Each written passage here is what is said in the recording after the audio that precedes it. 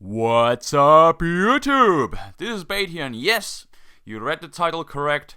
Spinda is officially decent now. And how come?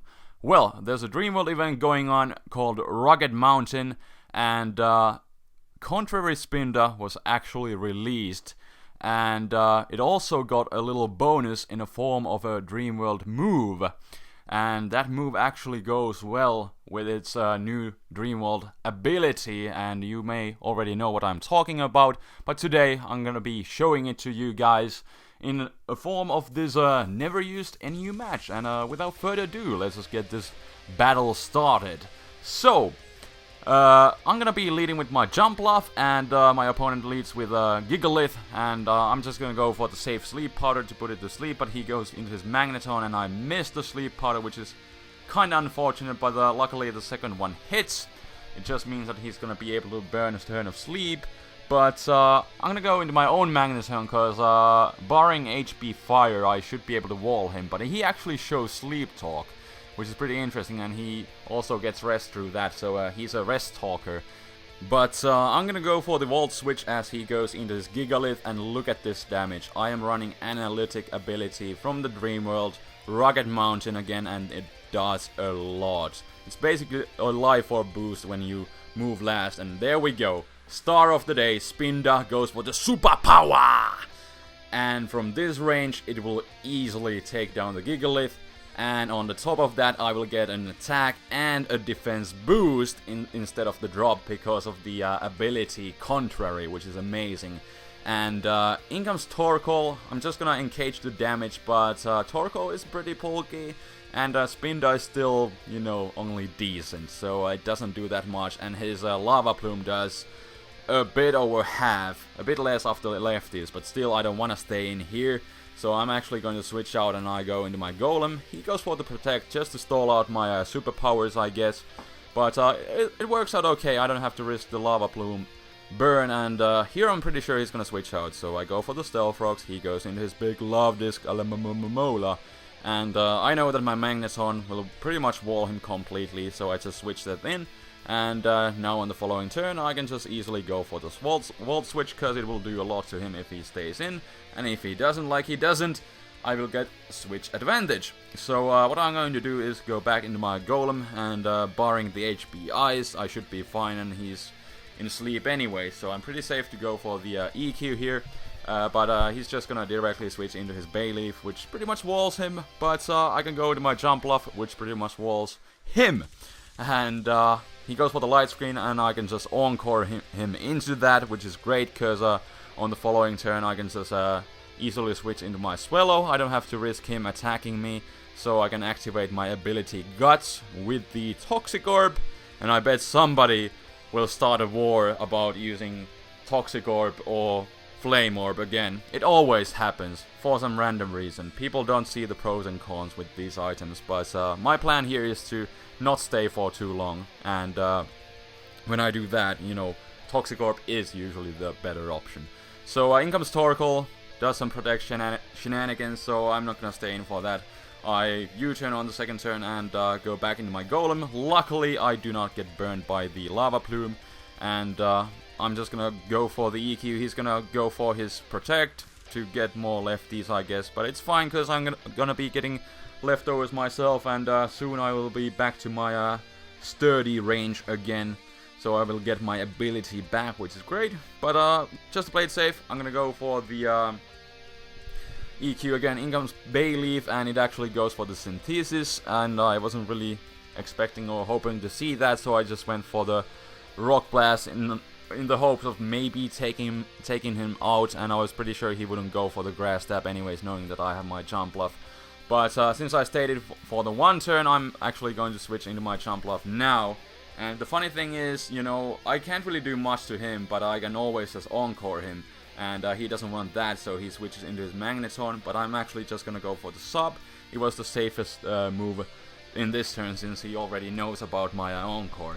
But he goes into his Magneton, and I'm just gonna put the Lead Seed on him, you know, just to get the residual damage going, and you know, it's the best move overall. Sub-Seed shenanigans, everybody loves it, don't they? Anyways, now I'm gonna switch out, even though I have my sub. because I can't really do much. And I'm gonna switch into my own Magneton, and he actually switches into his Beedrill on the double switch, and I'm not really sure what Beedrill could do to Magneton, so I'm just gonna stay in and go for the Volt Switch, and he actually U-turns, and I'm gonna go for the Volt Switch. So lots of switching going on going in this match, but again I do a hefty chunk to the Magneton thanks to my analytic ability, which gives me a life orb boost basically when I move last during the turn.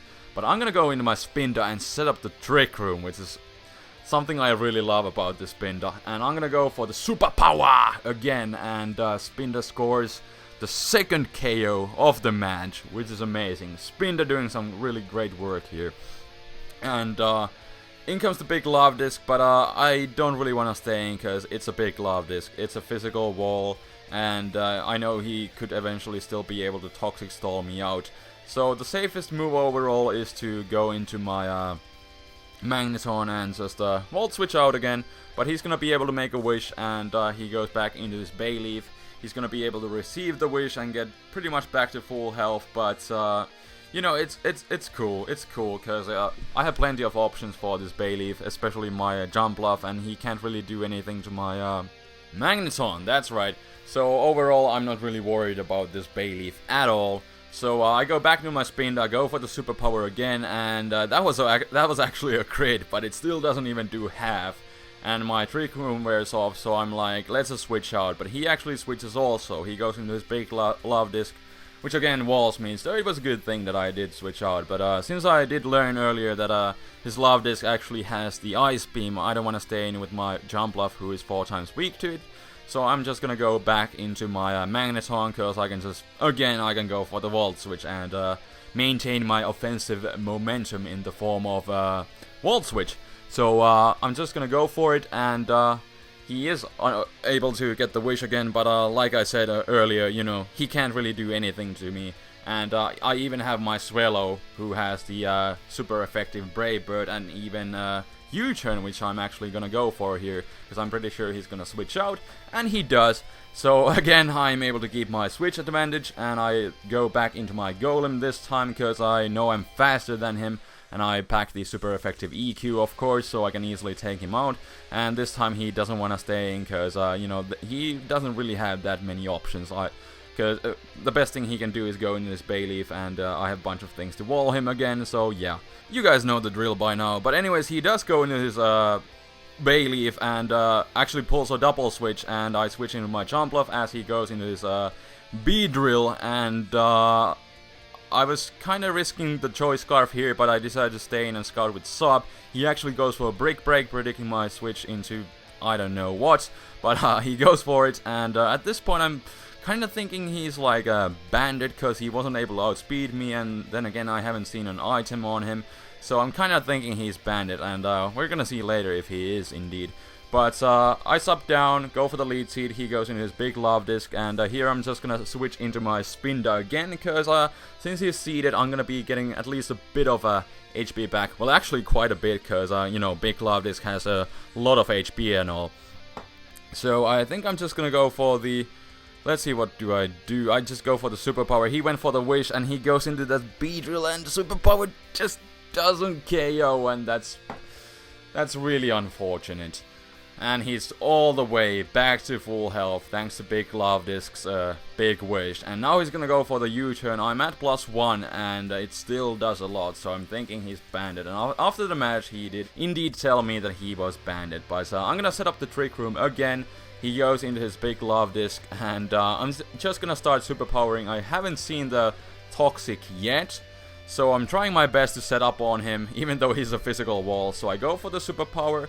Now I'm at +2, and he goes for a wish, and I'm like, maybe I could take him out with return from this range, although most likely, but I'm gonna go for it anyways and try. And it takes him out with a crit, which most likely did matter, but then again I had a bunch of options with my Magneton and all, so I don't know how much it mattered in the long run, but Spinda scores another KO, and that's all that matters.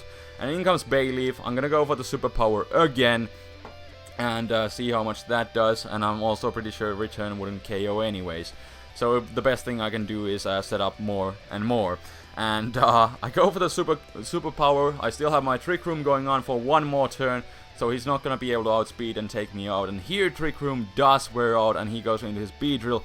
But I carry the Sucker Punch for the awesome direct fighting coverage. And I take out the B-Drill, and that will be the game, which you just lost to a Spinda. I really hope you guys enjoyed this match. If you did, leave a thumbs up. Do it for Spinda. He deserves some love. He's been forgotten for so long time, but now he's actually decent and may get at least some usage. But yeah, the music I used in the background, by the way, was made by a YouTuber, the Del Rey. He's an awesome guitar player, so I would definitely recommend you guys to go check out his channel. He makes lots of guitar covers of well-known video game music songs, and overall, he's an awesome guy. So please go check out his channel. I will leave a link in the description. I will most likely be using his stuff in the future too, sometimes here and there, because he gave me his permission to use his stuff, and he's definitely a cool guy, so please do go check out his channel.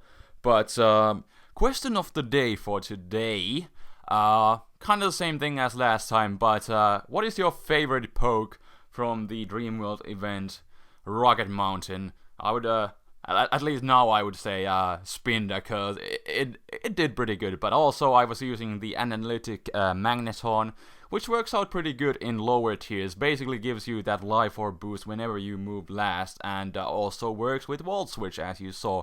He was able to do a hefty chunk to my opponent's team, even though those were, on many cases, resisted hits. But if you paid close attention, it did a lot. And other things that are released are at least Moxie Mens, which I talked about last time, and then also Unnerved T-Tar. The ability itself sucks, but basically it gives you a chance to use T-Tar without sand, and that is definitely going to be interesting for at least some people. I might try it out myself, because trying out the T-Tar without sand, you know, sounds pretty interesting. But leave a comment about your favorite Dreamworld poke from the Rocket Mountain, and let's have some discussion going on at the comment section. But that will be all for today. So again, thank you for watching, and I will spin you guys next time. So until then, this is TheFlamingSpade signing out. Peace.